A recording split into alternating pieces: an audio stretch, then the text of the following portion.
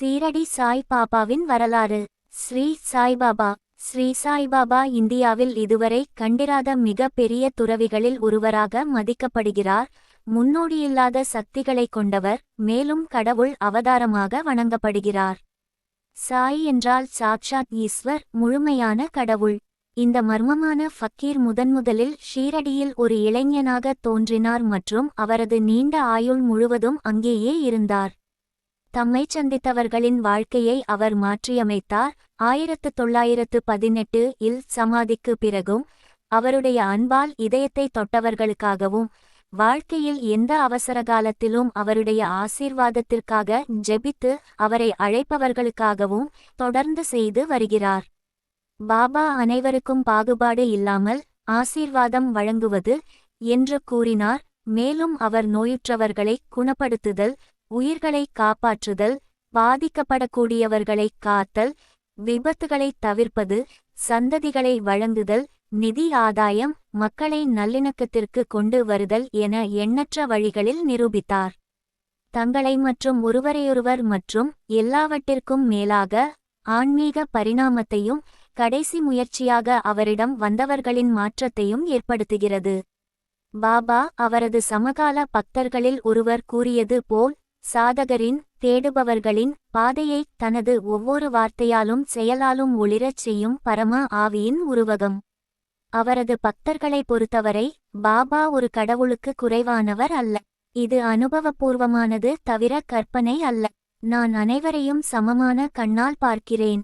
சாய்பாபாவின் சிறப்பான அம்சம் என்னவென்றால், அவர் மதம், ஜாதி அல்லது மத வேறுபாடுகளுக்கு அப்பாற்பட்டவர். அவர் அனைத்து மதங்களையும் உள்ளடக்கியது மற்றும் அன்பின் உலகளாவிய மதத்தை போதித்தார். அனைத்து மதங்களைச் சேர்ந்த பக்தர்களும் சாயியில் தங்கள் சந்திப்பு புள்ளியை காண்கிறார்கள். மேலும் அனைத்து சமூகங்கள் மற்றும் அனைத்து தரப்பு மக்களும் பாபா அவர்களுக்கு தூண்டும் மிகுந்த அன்பு மற்றும் பயபக்தியால் ஒன்றுபட்டுள்ளனர். பாபா தனது இந்து பக்தர்கள் மற்றும் அவர்களின் குருக்கள் மீது மிகுந்த மரியாதை கொண்டிருந்தார். மேலும் அவர் அவர்களின் தேவைகளுக்கு பதிலளித்தார் மற்றும் இந்து மற்றும் பிற மத சடங்குகளின்படி வழிபாட்டை அனுமதித்தார். அதே நேரத்தில் அவர் வசிக்கும் இடம் ஒரு மஸ்ஜித், மசூதி மற்றும் அல்லாவின் பெயர் அவரது உதடுகளில் எப்போதும் இருந்தது. அவர் தன்னை கடவுளுக்கு அல்லாஹ் சேவை செய்வதாகவும் அல்லாஹ்வை எப்போதும் நினைவுகூரும் ஆத்மாவாகவும் விவரித்தார். யாத் அ ஹக்கா தெய்வீகத்தை வணங்கவும் தனது சமாதியிலிருந்தும் பக்தர்களின் பிரார்த்தனைகளுக்கு பதிலளிப்பதில் சுறுசுறுப்பாக இருப்பார் என்ற பாபாவின் வாக்குறுதியின் உண்மையை உணரவும் மக்கள் இன்று ஷீரடிக்கு அதிக எண்ணிக்கையில் வருகிறார்கள். 10 கட்டளைகளைப் போல பாபா மனிதகுலத்திற்கு நலனுக்காக 11 உறுதிமொழிகளை வழங்கியுள்ளார். பாபா தன்னை நேசிப்பவர்களின் சேவையில் அடிமையாக இருப்பதாகவும் தன்னை நோக்கி வருபவர்களுக்கு உதவுவதற்காக தான் என்றும் வாழ்ந்து கொண்டிருப்பதாகவும் இரவும் பகலும் தன் குழந்தைகளை கவனித்து கொள்ள வேண்டும் என்றும் கூறினார். பின்னர் அவர் சர்வவல்லமையுள்ள மாஸ்டரிடம் அல்லாஹ் மாலிக் கே ஒரே ஒருவர், முழு சரணாகதியின் மதிப்புகளை கற்பித்தார் மற்றும் அவரது அருளை அனுபவிக்கிறார். பாபாவின் ஷீரடிக்கு வரும்போது நெருக்கடியான சமயங்களில் பாபா தம் பக்தர்களை காப்பாற்றுவதன் மூலம் பாபா அவர்களுக்கு அளித்த வாக்குறுதிகளை எப்படி தவறாமல் நிறைவேற்றுகிறார் என்பதை அவருடைய குழந்தைகள் அனுபவிக்கிறார்கள். தோற்றம் மற்றும் முதல் தோற்றம். தோற்றம். சாய்பாபாவின் பெற்றோர் பிறந்த இடம் அல்லது பிறந்த இடம் யாருக்கும் தெரியாது. இந்த விவரங்கள் குறித்து பல விசாரணைகள் செய்யப்பட்டன. பல கேள்விகள் பாபாவிடமும் மற்றவர்களிடமும் கேட்கப்பட்டன. ஆனால் இன்னும் உறுதியான பதில் அல்லது தகவல் கிடைக்கவில்லை. நடைமுறையில் இந்த விஷயங்களைப் பற்றி எங்களுக்கு எதுவும் தெரியாது. அவரது உறவினர்கள் மற்றும் பிற விவரங்களை கேட்டபோது அவர் ஒரே ஒரு பதிலை அளித்தார், ரொம்ப நாளாக இருந்து. குறிப்பு: சாய்பாபா கூறிய இந்த வார்த்தைகள் உண்மையில் திருமதி பயாஜாமா கோட்பாட்டிலின் மருமகளால் கேட்கப்பட்டவை. திருமதி பயாஜாவின் இடத்தில் பிட்ஷாவிற்கு வந்த திருமதி பயாஜாமா கோட்பாட்டிலுக்கும் பாபாவுக்கும் இடையே நடந்த உரையாடலுக்கு அவர் சாட்சியாக இருந்தார். பக்தர்களுக்காக ஷீரடியில் ஒரு வேப்ப மரத்தடியில் 16 வயது இளைஞனாக முதலில் காட்சியளித்தார்.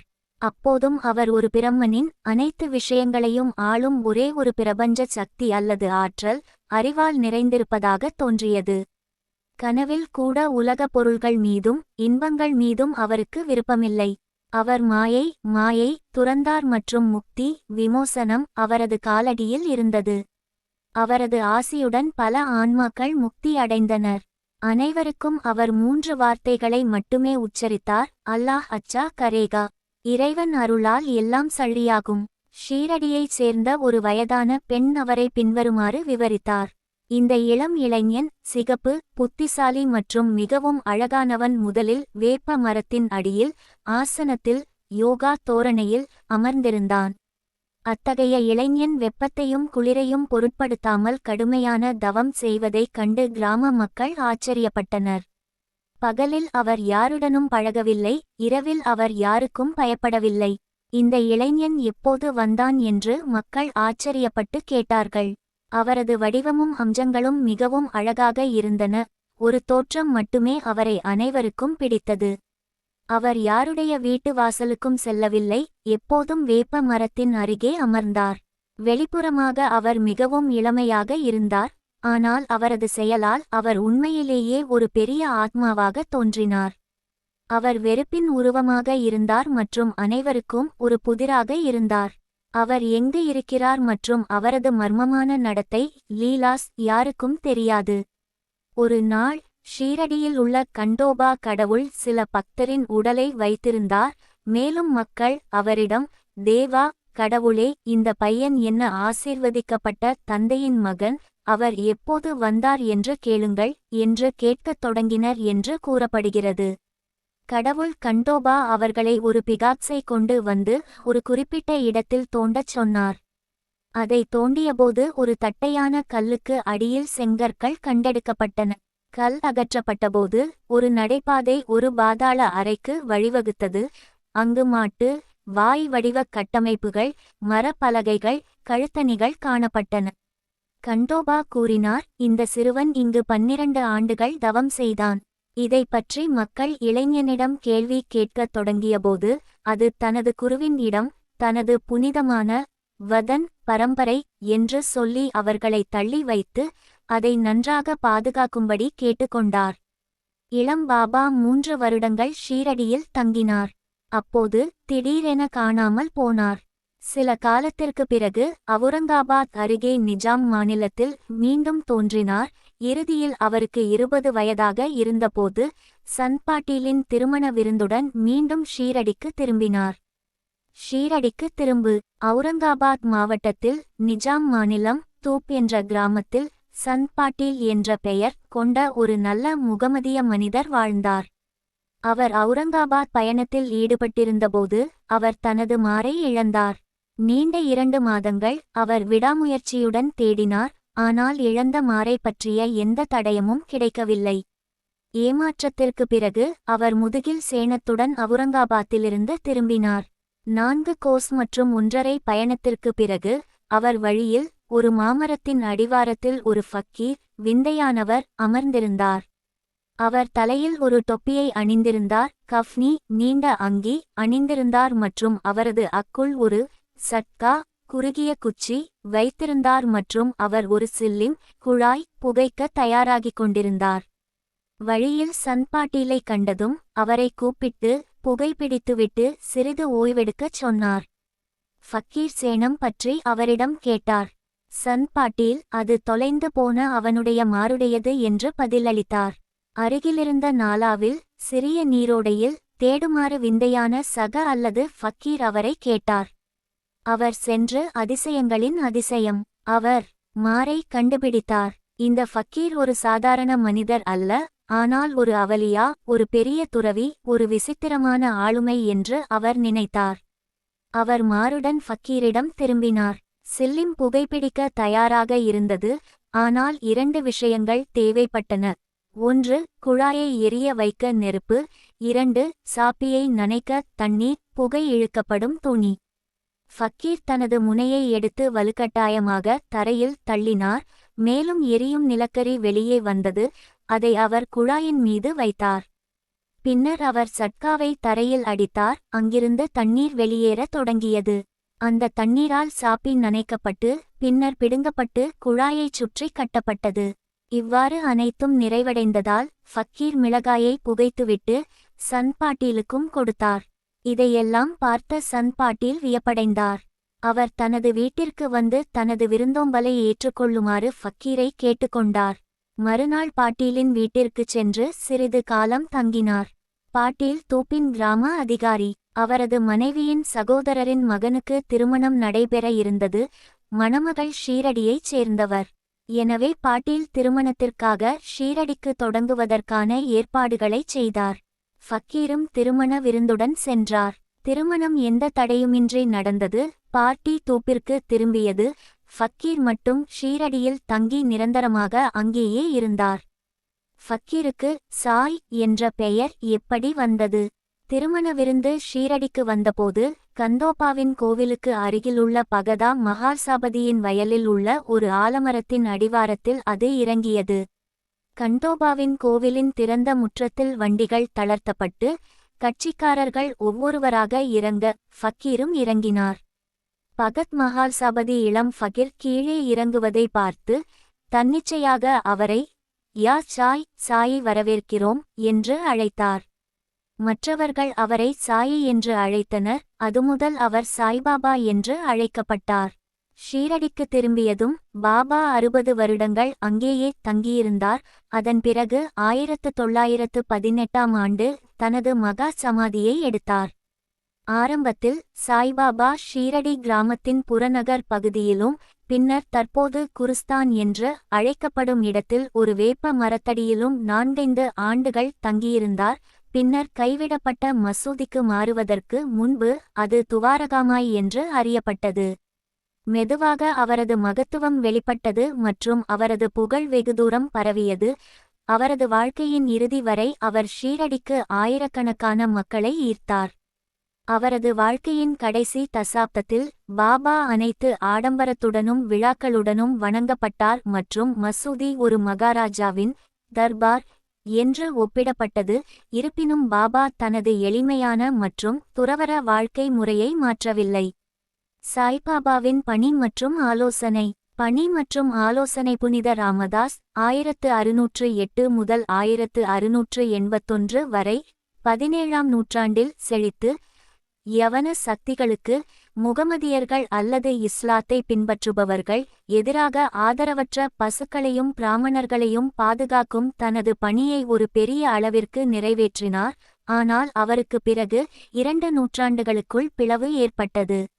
2 சமூகங்கள், இந்துக்கள் மற்றும் முகமதியர்கள் மீண்டும் விரிவடைந்தனர். மேலும் சாய்பாபா வளைகுடாவை இணைக்க வந்ததாக நம்பப்படுகிறது. அனைவருக்கும் அவர் தொடர்ந்து அறிவுரை வழங்கினார். கடவுள் அனைத்து ஆன்மாக்களுக்கும் ஒரே ஒரு சர்வ வல்லமையுள்ள எஜமானர் மற்றும் அவருக்கு முன் சமமான ஆத்மாக்கள் மீது தனது அன்பை பொழியும் போது ஒருபோதும் பாகுபாடு காட்டுவதில்லை. ஒவ்வொரு ஆன்மாவையும் அவளுடைய தீமைகள் அல்லது நற்பண்புகளை பொருட்படுத்தாமல் அவர் நேசிக்கிறார். ராமனும் இந்துக்களின் கடவுள், ரஹீமும் முகமதியர்களின் கடவுள் ஒன்றுதான். அவர்களுக்கிடையே சிறு வேறுபாடும் இல்லை. பிறகு ஏன் அவர்களின் பக்தர்கள் தங்களுக்குள் சண்டையிட வேண்டும்? அறியாத மக்களே, குழந்தைகளே, இரு சமூகங்களையும் ஒன்றிணைத்து நல்லெண்ணத்துடன் செயல்படுங்கள். யோகம், தியாகம், ஞானம் இவையே இறைவனை அடையும் வழிகள். உங்களால் எதையும் செய்ய முடிந்தால் மற்றவர்களுக்கு நன்மை செய்யுங்கள். பாபா எப்பொழுதும் எந்த ஒரு உண்மை சிந்தனை அல்லது செயலை ஆதரிப்பார். சுருக்கமாகச் சொன்னால் இது அனைவருக்கும் சாய்பாபாவின் அறிவுரை. இது பொருள் மற்றும் ஆன்மீக விஷயங்களில் நல்ல நிலையில் நிற்கும். பாபா எந்த பாகுபாடும் இல்லாமல் அனைத்து தேடுபவர்களுக்கும் முமுக்ஷஸ் தனது தெய்வீக மற்றும் குறைவற்ற ஆதரவை பொருள் நலன் மற்றும் ஆன்மீக உயர்வுக்கு உறுதியளித்தார். நெருக்கடியான தருணத்தில் பாபாவின் உடனடி ஆதரவையும் பாதுகாப்பையும் அனுபவிக்காத ஆத்மா உலகில் இல்லை. சத்குருவாக சாய்பாபா கைகளில் சங்கு வீணையுடன் வீடு வீடாகச் சென்று ஆன்மீகத்தை வெளிப்படுத்தும் குருக்கள் எனப்படுபவர்கள் பலர் உள்ளனர்.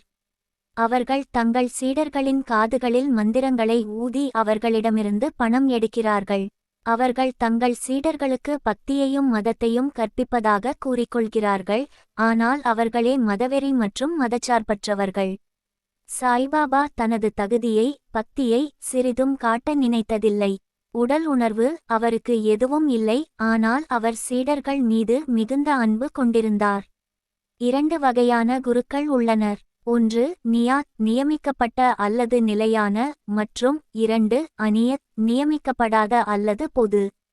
பிந்தையவர்கள் அவர்களின் ஆலோசனையால் நம்மில் உள்ள நல்ல குணங்களை வளர்த்து நம் இதயங்களை தூய்மைப்படுத்தி முக்தியின் பாதையில் நம்மை அமைக்கிறார்கள். ஆனால் முன்னவருடனான தொடர்பு நமது இருமையை, வேறுபாடு உணர்வு நீக்குகிறது, மேலும் நீயே அது என்று நமக்கு உணர்த்தி நம்மை ஒற்றுமையில் நிலைநிறுத்துகிறார்.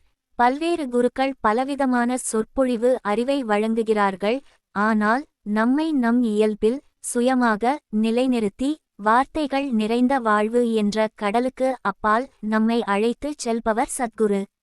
அப்படிப்பட்ட ஒரு சத்குருதான் சாய்பாபா. அவர் எப்போதும் சொன்னார், வார்த்தைகள் மாயையை உருவாக்குகின்றன, மாய பிரம்மா. ஆனால் சத்குருவின் நிறுவனம் சச்சங் அறியாமையை நீக்கி அறிவை அளிக்கிறது. அவரது மகத்துவம் விவரிக்க முடியாதது. யாரேனும் அவரை தரிசனம் செய்யச் சென்றால் அவர் கேட்காமலேயே தனது கடந்த கால, நிகழ்கால மற்றும் எதிர்கால வாழ்க்கையின் ஒவ்வொரு விவரத்தையும் கூறுவார். எல்லா உயிர்களிலும் தெய்வீகத்தை கண்டார். நண்பர்களும் எதிரிகளும், நல்லொழுக்கமுள்ளவர்களும் தீயவர்களும் அவருக்கு ஒரே மாதிரியாக இருந்தனர். ஆர்வமற்ற மற்றும் சமமான சமநிலை. அவர் தீயவர்களையும் கடமையாக்கினார். அவர் செழிப்பிலும் துன்பத்திலும் ஒரே மாதிரியாக இருந்தார். சந்தேகமே இல்லை, அவரை எப்போதாவது தொட்டது. அவர் மனித உடலை பெற்றிருந்தாலும் அவர் தனது உடலிலோ அல்லது வீட்டிலோ சிறிதும் பற்று கொள்ளவில்லை. அவர் உடலமைப்புடன் காணப்பட்டாலும் அவர் உண்மையில் உடலற்றவராக இருந்தார். அதாவது இந்த ஒவ்வொரு வாழ்க்கையிலும் முக்தாத்மா சுதந்திரமாக இருந்தார். அற்புதமான அவதாரம். அற்புதமான அவதாரம். யோகியாக சாய்பாபா, சச்சிதானந்த் சத்குரு. சாய்பாபாவுக்கு எல்லா யோக பயிற்சிகளும் தெரியும். அவர் தௌதி, கந்தயோகம் மற்றும் சமாதி உள்ளிட்ட 6 செயல்முறைகளில் நன்கு தேர்ச்சி பெற்றிருந்தார். அவர் யோக பயிற்சிகளில் தனது தேர்ச்சியை பலமுறை வெளிப்படுத்தினார். ஆனாலும் அவன் ஒரு இந்து என்று நினைத்தால் அவன் ஒரு யவன் போலத்தான் இருந்தான். நீங்கள் அவரை ஒரு யவன் என்று நினைத்தால் அவர் ஒரு பக்தியுள்ள இந்துவாக தெரிந்தார். அவர் இந்துவா அல்லது முகமதியரா என்பது கண்டிப்பாக யாருக்கும் தெரியாது. அவரது உடை அல்லது உடல் அம்சங்களில் இருந்து அனுமானங்கள் எடுக்கப்படலாம், ஆனால் அத்தகைய மேலோட்டமான அனுமானங்கள் அனைத்தும் அர்த்தமற்றவை. அவர்கள் எந்த நோக்கத்தையும் நிறைவேற்றவில்லை. இந்து பண்டிகையான ராம நவமியை அவர் அனைத்து முறைப்படியும் கொண்டாடினார். அதே நேரத்தில் முகமதியர்களின் செருப்பு ஊர்வலத்தையும் அனுமதித்தார். இந்த விழாவில் மல்யுத்த போட்டிகளை ஊக்குவித்து வெற்றி பெற்றவர்களுக்கு நல்ல பரிசுகளை வழங்கினார். கோகுல அஷ்டமி வந்தபோது அவர் கோபால் கலா விழாவை முறையாக நடத்தினார். மேலும் திருவிழாக்களில் முகமதியர்களின் பிரார்த்தனைகளை நமாஜ் தனது மசூதியில் சொல்ல அனுமதித்தார். ஒருமுறை மொஹரம் பண்டிகையின் போது சில முகமதியர்கள் மசூதியில் தாஜியா அல்லது தபூத் ஒன்றைக் கட்டி சில நாட்கள் அங்கேயே வைத்திருந்து பின்னர் கிராமத்தில் ஊர்வலமாக எடுத்துச் செல்ல முன்வந்தனர். சாயிபாபா 4 நாட்களுக்கு தபுத்தை வைத்திருக்க அனுமதித்தார். 5வது நாளில் அதை மசூதியிலிருந்து சிறிதும் கவலைப்படாமல் அகற்றினார். அனைத்து பக்தர்களும் ஷீரடியில் தங்கள் விருப்பங்கள் மற்றும் அவர்கள் பின்பற்றிய பல்வேறு மதங்களின்படி திருவிழாக்களை கொண்டாட அனுமதித்தார். பாபாவின் மசூதியில் மாலையிடப்பட்ட சுவரை தவிர எந்த தெய்வத்தின் உருவமும் புகைப்படமும் இல்லை. அவர் ஒரு முகமதியர் என்று சொன்னால் அவருடைய காதுகள் துளைக்கப்பட்டன, அதாவது இந்து முறைப்படி ஓட்டைகள் இருந்தன. அவர் ஒரு இந்து என்று நீங்கள் நினைத்தால் அவர் விருத்தசேதனம் செய்யும் நடைமுறையை ஆதரித்தார். அவரை உன்னிப்பாக கவனித்த திரு நானாசாஹேப் சான்றோர்கரின் கூற்றுப்படி அவர் விருத்தசேதனம் செய்யப்படவில்லை. சாய்லீலாவில் பி. வி. தியோவின் பாபா இந்து கீயவன் பற்றிய விரிவான கட்டுரை, பக்கம் 562. நீங்கள் அவரை இந்து என்று சொன்னால் அவர் எப்போதும் மசூதியில் வாழ்ந்தார். முகமதியராக இருந்தால் அவர் எப்போதும் அங்குள்ள துணி, புனித நெருப்பு மற்றும் முகமதிய மதத்திற்கு முரணான பின்வரும் விஷயங்கள், அதாவது கை ஆலையில் அரைத்தல், சங்கு மற்றும் மணிகளை ஊதுதல், நெருப்பில் பிரசாதம், பஜனை, உணவு வழங்குதல் மற்றும் அர்த்தியா தண்ணீர் மூலம் பாபாவின் பாதங்களை வணங்குவதற்கு எப்போதும் அனுமதி இருந்தது. அவர் ஒரு முகமதியர் என்று நீங்கள் நினைத்தால், பிராமணர்கள் மற்றும் அக்னிஹோத்ரிகளில் சிறந்தவர், அவர்களின் மரபு வழிகளை விட்டுவிட்டு அவர் காலில் விழுந்தார். அவரது தேசம் குறித்து விசாரிக்கச் சென்றவர்கள் அவரது தரிசனத்தால் வாயடைத்து போனார்கள். பக்தர்களின் விருப்பத்தின்படி அந்தந்த குருக்கள் மற்றும் தெய்வங்களின் தரிசனங்களை அவர் வெளிப்படுத்தினார் அல்லது மறைத்தார். பாபாவிடம் அவருடைய மதத்தை பற்றி கேட்டபோது அவர் ஒரு புனித கபீரின் சமயத்தைச் சேர்ந்தவர். எனவே சாய்பாபா இந்துவா அல்லது முகமதியரா என்பதை யாராலும் உறுதியாக தீர்மானிக்க முடியவில்லை. இது ஒன்றும் ஆச்சரியமில்லை. எவன் தன்னை முழுவதுமாக இறைவனிடம் ஒப்படைத்தானோ அவன் தன் அகங்காரத்தையும் உடலையும் விட்டொழித்து அவனுடன் ஒன்றிவிடுகிறான். ஜாதி அல்லது தேசம் பற்றிய எந்த பிரச்சினையும் இல்லை. சாய்பாபாவை போன்றவர் ஜாதி, உயிரினங்கள் மற்றும் உயிரினங்களுக்கு இடையே எந்த வித்தியாசமும் பார்க்கவில்லை. அவர் ஃபக்கீர்களுடன் இறைச்சி மற்றும் மீனை எடுத்துக்கொண்டார், ஆனால் நாய்கள் தங்கள் வாயால் பாத்திரங்களை தொட்டபோது முணுமுணுக்கவில்லை. இவ்வாறு சாயி மகராஜ் அனைத்து தனிப்பட்ட குறிப்புகள், நேரம் மற்றும் விண்வெளி பரிமாணங்களுக்கு அப்பாற்பட்டவர். அத்தகைய தனித்துவமான மற்றும் அற்புதமான கடவுள் அவதாரம் சாய்பாபா. நட்சத்திரக்குறி குறிப்பு 1. பாபாவின் நெருங்கிய ஷீரடி பக்தரான மகால்சாபதி மசூதியிலும் சாவடியிலும் அவருடன் எப்போதும் உறங்கிக் கொண்டிருந்தார். சாயிபாபா தன்னை பதரியின் பிராமணர் என்று கூறியதாகவும் அவர் ஒரு ஃபக்கீரிடம் ஒப்படைக்கப்பட்டதாகவும் கூறினார். குழந்தை பருவம். அவர் இதைச் சொன்னபோது பதரியிலிருந்து சிலர் வந்திருந்தனர். பாபா அந்த இடத்திலிருந்து சில மனிதர்களை பற்றி விசாரித்துக் கொண்டிருந்தார். வீடியோ சாய் லீலா 1924, பக்கம் 179. 2. பூனாவின் புகழ்பெற்ற கற்றறிந்த பெண் திருமதி காஷிபாய் கனிட்கர், பக்கம் 79. சாய் லீலா தொகுதியில் வெளியிடப்பட்ட அனுபவம் எண் 8 பற்றி கூறுகிறார். 11. 1934 பாபாவின் அற்புதங்களை பற்றி கேள்விப்பட்டதும் சாயிபாபா கருப்பு அல்லது வெள்ளை விடுதியைச் சேர்ந்தவரா என்று எங்கள் இறையியல் மற்றும் நாகரிகத்தின்படி நாங்கள் விவாதித்தோம். ஒருமுறை நான் ஷீரடிக்குச் சென்றபோது என் மனதில் இதை பற்றி தீவிரமாக யோசித்துக் கொண்டிருந்தேன். நான் மசூதியின் படிகளை நெருங்கியதும் பாபா முன் வந்து தம் மார்பை காட்டி என்னை பார்த்து கடுமையாக பேசினார். இவர் ஒரு பிராமணர், தூய பிராமணர். கருப்பு விஷயங்களுக்கும் அவருக்கும் எந்த சம்பந்தமும் இல்லை. எந்த முசல்மானும் இங்கு நுழைய துணிய முடியாது. அவனுக்கு தைரியம் இல்லை. மீண்டும் தன் மார்பை சுட்டிக்காட்டி, இந்த பிராமணனால் ஆட்கள் இல்லாத குறைகளை வெள்ளை பாதையில் கொண்டுவந்து அவர்கள் இலக்குக்கு அழைத்துச் செல்ல முடியும். இது பிராமணர்களின் மசூதியாகும். எந்த ஒரு கருப்பின முகமதியனும் இங்கு அவனது நிழலை போட நான் அனுமதிக்க மாட்டேன். சாய்பாபா கடவுளின் அவதாரம் என்று பரவலாக கருதப்படுகிறார்.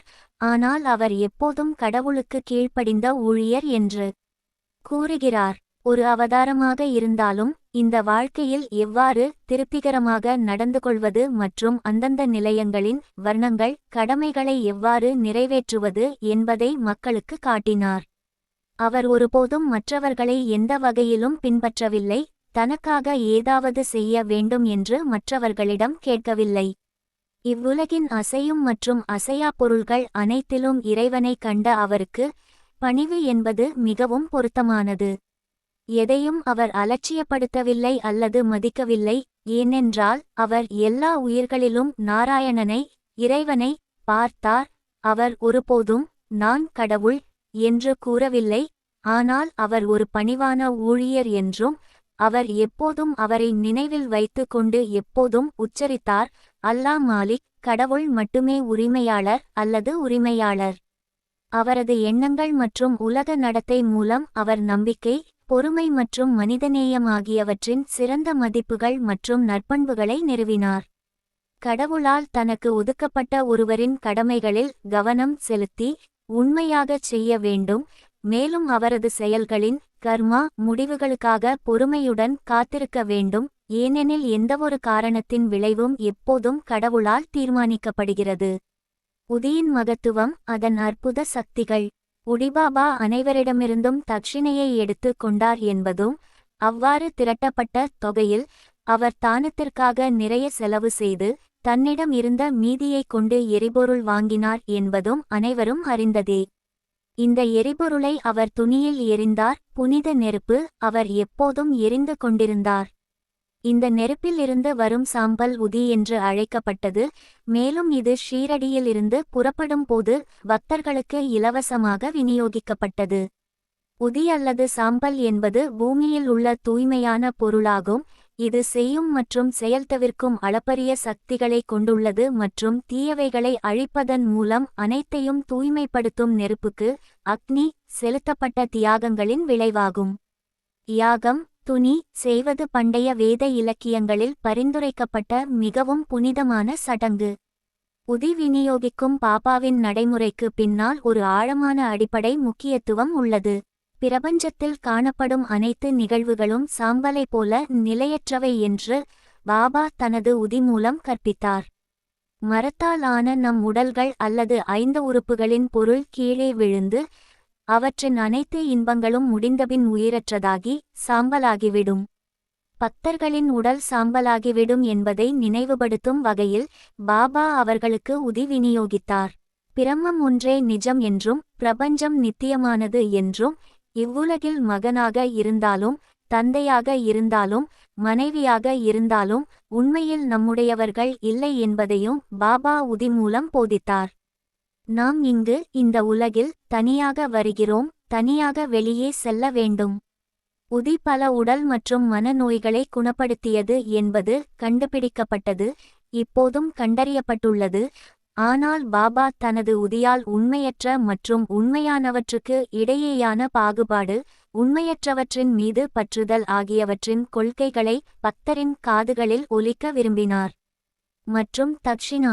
முந்தையது உடி பாகுபாட்டை கற்பித்தது, பிந்தையது தக்ஷிணா பற்றற்ற தன்மையை கற்றுக் கொடுத்தது. இந்த 2 விஷயங்களும் நம்மிடம் இல்லாதவரை இவ்வுலக இருப்பு என்ற கடலை கடப்பது சாத்தியமில்லை. எனவே பாபா தக்ஷிணையை கேட்டு எடுத்துக்கொண்டார். பக்தர்கள் விடுப்பு எடுக்கும்போது அவர் உதியை பிரசாதமாக அளித்தார். அதில் சிறிது பக்தர்களின் நெற்றியில் பூசி அவர்களின் தலையில் வரம் அளிக்கும் கையை வைத்தார். பாபா மகிழ்ச்சியான மனநிலையில் இருந்தபோது அவர் மகிழ்ச்சியுடன் பாடுவார். அப்படி ஒரு பாடல் உதி பட்டியது. உதி பாடலின் வாசகம்: ஓ விளையாட்டுத்தனமான ராமா, வா வா, உதி சாக்குகளை கொண்டு வா. பாபா மிகவும் தெளிவான மற்றும் இனிமையான தொனியில் பாடுவார். உதியின் ஆன்மீக உட்பொருளை பற்றி அதிகம். இது அதன் பொருள் முக்கியத்துவத்தையும் கொண்டிருந்தது. இது ஆரோக்கியம், செழிப்பு, கவலையிலிருந்து விடுதலை மற்றும் பல உலக ஆதாயங்களை வழங்கியது. எனவே உதி நமது 2 நோக்கங்களையும் பெற உதவியது: பொருள் மற்றும் ஆன்மீகம். சாய்பாபாவின் இயல்பு மற்றும் ஆளுமை. ஆளுமை சாய்பாபாவால் தான் ஷீரடி முக்கியத்துவம் பெற்றது. சாய்பாபா எப்படிப்பட்டவர் என்பதை ஆராய்வது சுவாரஸ்யமானது. ஆழ்கடலை போன்ற மிகவும் கடினமான மற்றும் கடக்க கடினமான இந்த சம்சாரத்தை, உலக இருப்பை சாய்பாபா வென்றார். அமைதி அல்லது மன அமைதியே அவருக்கு ஆபரணமாகவும் ஞானத்தின் களஞ்சியமாகவும் இருந்தது. அவர் வைஷ்ணவ பக்தர்களின் இல்லமாக இருந்தார். தாராளவாதிகளில் மிகவும் தாராளவாதி, கர்ணனை போன்றவர், அனைத்து சாரங்களின் மிகச்சிறந்தவர். அழிந்து போகும் பொருட்களில் அவருக்கு விருப்பமில்லை, எப்போதும் சுய உணர்த்தலில் மூழ்கியிருந்தார். அதுவே அவரது ஒரே கவலையாக இருந்தது. இந்த உலகத்திலோ அல்லது அதற்கு அப்பாற்பட்ட உலகத்திலோ அவர் எந்த இன்பத்தையும் உணரவில்லை. அவரது அந்தரங்கம், இதயம் கண்ணாடியைப் போல தெளிவாக இருந்தது. அவருடைய பேச்சு எப்போதும் அமிர்தத்தை பொழிந்தது. பணக்காரர்களோ ஏழைகளோ அவருக்கு ஒன்றுதான். அவர் மானம் அல்லது அவமானத்தை அறியவில்லை அல்லது கவலைப்படவில்லை. பின்மேற்கோள்குறி: பாபா அனைத்து உயிர்களுக்கும் இறைவன். தாராளமாக பேசி, எல்லா மக்களுடனும் கலந்து பேசி, நாச் கேல்ஸ் நடிப்பையும் நடனத்தையும் பார்த்து கஜல் பாடல்களை கேட்டான். இன்னும் அவர் சமாதியிலிருந்து மன சமநிலை ஒரு அங்குலம் கூட விலகவில்லை. அல்லாவின் பெயர் அவன் உதடுகளில் எப்போதும் ஒலித்துக் கொண்டிருந்தது. உலகம் விழித்தபோது அவர் தூங்கினார், உலகம் உறங்கும் போது அவர் விழிப்புடன் இருந்தார்.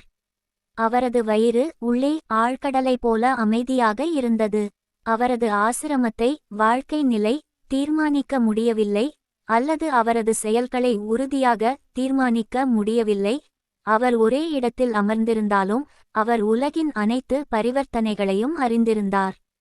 அவரது தர்பார் திணிக்கப்பட்டது. தினமும் நூற்றுக்கணக்கான கதைகளைச் சொன்னார். இன்னும் அவர் தனது மௌன சபதத்தில் இருந்து ஒரு அங்குலம் கூட விலகவில்லை. அவர் எப்போதும் மசூதியின் சுவரில் சாய்ந்திருப்பார் அல்லது காலை, மதியம் மற்றும் மாலை வேளைகளில் லெண்டி, நாலா மற்றும் சாவடி நோக்கி நடந்தார். இன்னும் அவர் எல்லா நேரங்களிலும் சுயத்தில் நிலைத்திருந்தார். சித்தராக இருந்தாலும் சாதகரைப் போலவே செயல்பட்டார். அவர் சாந்தகுணமுள்ளவர், பணிவு மற்றும் அகங்காரமற்றவர், அனைவரையும் மகிழ்வித்தார். அப்படிப்பட்ட சாய்பாபா ஷீரடியின் மண் சாய்பாபாவின் பாதங்களால் மிதித்ததால் அது அசாதாரணமான முக்கியத்துவத்தை பெற்றது. பகலில் அவர் எப்போதும் வேப்ப மரத்தடியிலும் சில சமயங்களில் கிராமத்தின் எல்லையில் உள்ள ஓடைக்கு அருகில் உள்ள பாப்புல் மரத்தின் கிளையின் நிழலின் கீழும் அமர்ந்திருப்பார். பல சந்நியாசிகள், சாதகர்கள் மற்றும் முக்தியை விரும்பும் அனைத்து வகையான மனிதர்களும் சாய்பாபாவிடம் வந்தனர். அவர் எப்பொழுதும் அவர்களுடன் நடந்தார், பேசினார், சிரித்தார் மற்றும் எப்போதும் தனது நாக்கால் அல்லாஹ் மாலிக், கடவுள் மட்டுமே உரிமையாளர் என்று உச்சரித்தார். விவாதங்களையோ வாதங்களையோ அவர் விரும்புவதோ ஊக்குவிப்பதோ இல்லை. அவர் எப்போதும் அமைதியாகவும் கட்டுப்பாடாகவும் இருந்தார். சில சமயங்களில் எரிச்சலுடன் இருந்தாலும் எப்போதும் முழு வேதாந்தத்தை போதித்தார். கடைசி வரை உண்மையான பாபாவை யாருக்கும் தெரியாது. ஆடை நடத்தை மற்றும் தினசரி வழக்கம். அவரது நடத்தை அமைதியாகவும் நிதானமாகவும் இருந்தது. இருப்பினும் சில சமயங்களில் அவர் தனது பக்தர்களின் வாழ்க்கையில் பேரழிவு அல்லது தீமை பற்றிய சில பரிந்துரைகளால் கலக்கமடைந்தார். அவர் அடிக்கடி பேசாமல் மயக்க நிலையில் இருந்தார். அவன் கண்கள் வானத்தை ஊடுருவுகின்றன. சிறு வயதிலிருந்தே சாய்பாபா தனது தலையில் முடி வளர்த்தார், தலையை மொட்டையடிக்கவில்லை. அவர் ஒரு வெள்ளை துணியை தலையில் சுற்றி நீண்ட கஃப்னியுடன் அணிந்திருந்தார். தலையில் இருந்த வெள்ளை துண்டானது மெட்டி முடி போல் முறுக்கி முதுகில் இடது காதில் இருந்து கீழே பாய்ந்தது. இதை பல வாரங்களாக கழுவவில்லை. அவர் செருப்பு அணியவில்லை. ஒரு துண்டு சாக்கு துணிதான் பெரும்பாலான நாட்களில் அவரது இருக்கையாக இருந்தது. அவர் ஒரு கூப்பினை, இடுப்பு, துணி, பட்டை அணிந்திருந்தார். மேலும் குளிரை தடுப்பதற்காக அவர் எப்போதும் ஒரு துணி, புனித நெருப்பு முன் தெற்கு நோக்கி அமர்ந்து தனது இடது கையை மர தண்டவாளத்தின் மீது ஊன்றினார். சாவடியில் உறங்கும் போது பாபா ஒரு செங்கல்லில் தலையை ஊன்றிக் கொண்டிருந்தார். சாய்பாபா தினமும் குறிப்பிட்ட சில வீடுகளுக்குச் சென்று வீடு வீடாகச் சென்று பிச்சைக்காரனாக நின்று, ஐயோ, எனக்கு ஒரு ரொட்டி துண்டை கொடுங்கள் என்று கையை விரித்து அதை பெற்றுக்கொண்டார். அவர் ஒரு கையில் ஒரு டம்ளர் டின்பாட், மற்றொன்றில் ஒரு ஜோலி அல்லது சௌபதாரி, அதாவது ஒரு செவ்வகத் துணியை உணவு சேகரிக்கும் பையாக எடுத்துச் சென்றார். சூப், காய்கறிகள், பால் அல்லது மோர் போன்ற திரவ அல்லது அரை திரவ பொருட்கள் டின்பாட்டில் பெறப்பட்டன. அதே நேரத்தில் சமைத்த அரிசி, ரொட்டி மற்றும் அத்தகைய திடமான பொருட்கள் சோலியில் எடுக்கப்பட்டன. பாபாவின் நாக்கு தன் கட்டுப்பாட்டில் இருந்ததால் சுவை தெரியாது. அவர் தனது சோலியிலும் டின்பாட்களிலும் எதை பெற்றாரோ அவை அனைத்தும் ஒன்றாக கலந்து பாபாவின் மனதுக்கு நிறைவாக பங்கு பெற்றது. சேகரிக்கப்பட்ட உணவு கொலம்பாவில் ஊற்றப்பட்டது. ஒரு கல் பானை மற்றும் விலங்குகள் மற்றும் பறவைகள் உணவு உண்பதற்காக பானையைச் சுற்றி கொத்தாக இருந்தன. பாபா அவர்கள் சாப்பிடுவதை ஒருபோதும் தடுக்கவில்லை. பாபா மதியம் வரை பிச்சை எடுத்தார், ஆனால் அவரது பிச்சை மிகவும் ஒழுங்கற்றது. சில நாட்களில் அவர் சில சுற்றுகள் சென்றார், மற்ற நாட்களில் மதியம் 12 மணி வரை. பிற்பகலில் அவர் எதேச்சையாக நடந்து சென்று பக்கத்து கிராமங்களுக்குச் சென்று தனது சில பக்தர்களின் வீடுகளுக்குச் செல்வார். கற்பித்தல் பாணி. சாய்பாபாவின் கற்பித்தல் பாணியை பொறுத்தவரை அவர் விரிவுரைகளை வழங்கவில்லை மற்றும் முறையான போதனைகளை அரிதாகவே வழங்கினார். அவர் சொல் தத்துவத்தால் எதையும் எழுதியதில்லை. மாறாக அவர் உவமை, நேரடி அனுபவம் மற்றும் அவரது சொந்த வாழ்க்கையின் உதாரணம் மூலம் வாய்வழியாக கற்பித்தார். ஒவ்வொருவரும் அனுபவிக்கக்கூடிய அனைத்தையும் அவர் உறுதியளிக்கிறார். அவரது தெய்வீக அன்பும் ஆசீர்வாதங்களும் எந்த இடைத்தரகர் மூலமாகவும் இல்லாமல் நேரடியாக பரந்தன. அனைவரும் தங்கள் உலக ஆசைகளை நிறைவேற்றுவதை அனுபவிப்பார்கள் மற்றும் சுய உணர்த்தலுக்கான ஆத்ம போதா அவர்களின் ஏக்கத்தின் முழுமையான திருப்தியையும் அனுபவிப்பார்கள். இந்த அனுபவத்திற்கு விதிவிலக்கு இல்லை. பாபாவின் வழி ஒவ்வொரு நபரின் தேவைகளையும் நேரடியாக பூர்த்தி செய்வதாகும். மேலும் அவர் தனது பக்தர்கள் எந்தவொரு சடங்குகளையும் அல்லது வழக்கமான நடைமுறைகளையும் மேற்கொள்ள வேண்டும் என்று அவர் கோரவில்லை. மேலும் அவர் எந்த ஒரு குறிப்பிட்ட பாதையையும் விரும்பவில்லை. பாபா பொதுவாக கடவுள் வழிபாட்டு முறையை மாற்றுவதை தடுக்கிறார். மேலும் உலக வாழ்க்கையிலிருந்து முற்றிலும் விலகியிருப்பதையும் ஒரு குறிப்பிட்ட தெய்வத்தை கடவுளாக மாற்றுவதையும் ஒருபோதும் அறிவுறுத்தவில்லை. சர்வவல்லவரின் அல்லாஹ் மாலிக் சக்தி மற்றும் ஆசீர்வாதங்களில் பரிபூரண விசுவாசத்தையும் நம்பிக்கையையும் செயலின் முடிவுகளுக்கு கர்மா பொறுமையையும் அவர் அறிவுறுத்தினார். பாபாவின் அருளின் விளைவாக பக்தர்கள் தங்கள் விருப்பங்கள் மற்றும் அபிலாஷைகள் எதுவாக இருந்தாலும் பாபாவின் கவனத்திற்கு வராமல் போகமாட்டார்கள் மற்றும் சாய் கோர்ட்டிலிருந்து தர்பார் வெறுங்கையுடன் திரும்பமாட்டார்கள் என்ற தன்னம்பிக்கை மற்றும் நம்பிக்கையை பக்தர்கள் அனுபவிக்கிறார்கள். இந்த வீடியோ உங்களுக்கு பிடிச்சிருந்தால் லைக் பண்ணுங்கள், ஷேர் பண்ணுங்கள், கமெண்ட் பண்ணுங்கள். மறக்காமல் இந்த சேனலை சப்ஸ்கிரைப் பண்ணுங்கள். நன்றி, வணக்கம்.